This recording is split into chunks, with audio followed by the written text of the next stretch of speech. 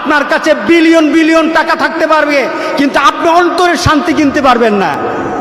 যখন সম্পদ বেড়ে যায়, যখন সম্পদ বেড়ে যায়, অন্তরের শান্তি কিনতে পারে না। যাদের সম্পদ আছে তারা শান্তি বাড়ানোর জন্য মদ খেয়ে পড়ে থাকে, ঠিক না? তারা মদের নেশায় বিভোর হয়ে যায়। কিসের কারণে? শান্তি চায়, শান্তি পাওয়া যায় না। কারণ শান্তির মালিক কে? আল্লাহ সুবহানাহু।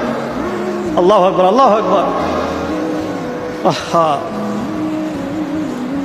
সে টার্গেট বানিয়েছে কোন জায়গায়? যে টার্গেট বানাবে আখিরাত, যে টার্গেট বানাবে আখিরাত, তার কোনো লস হবে না। আচ্ছা দেখুন মুমিনের চিন্তা, মুমিনের জীবনটা।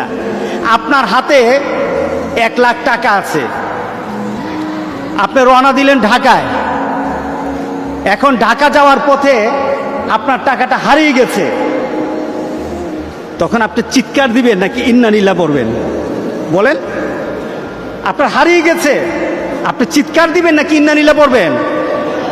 যারা দুনিয়ার চিন্তা করে এবং দুনিয়ার সম্পত্তি তার কাছে বড় হয়ে দাঁড়ায়, যারা দুনিয়ার সম্পদটাকে আখিরাতে ট্রান্সফার করতে চায় না, আমাদের প্রত্যেকটি জিনিসকে আখিরাতে ট্রান্সফার করে দিতে হবে।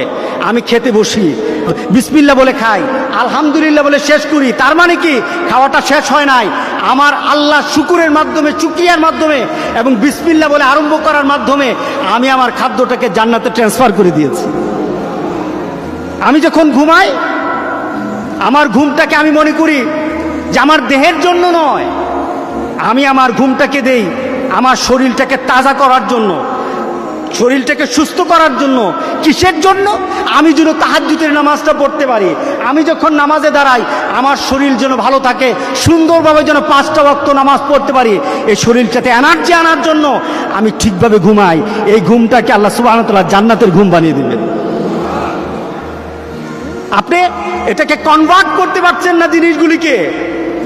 আল্লাহ সুবহানাহু ওয়া তাআলা তোমার অন্তরে শান্তি বানাতে চাও, তোমার অন্তরটাকে তুমি ধনী বানাতে চাও, অন্তরে ধনী হন, অন্তরে ধনী হন। সম্পদে ধনী শান্তি নাই।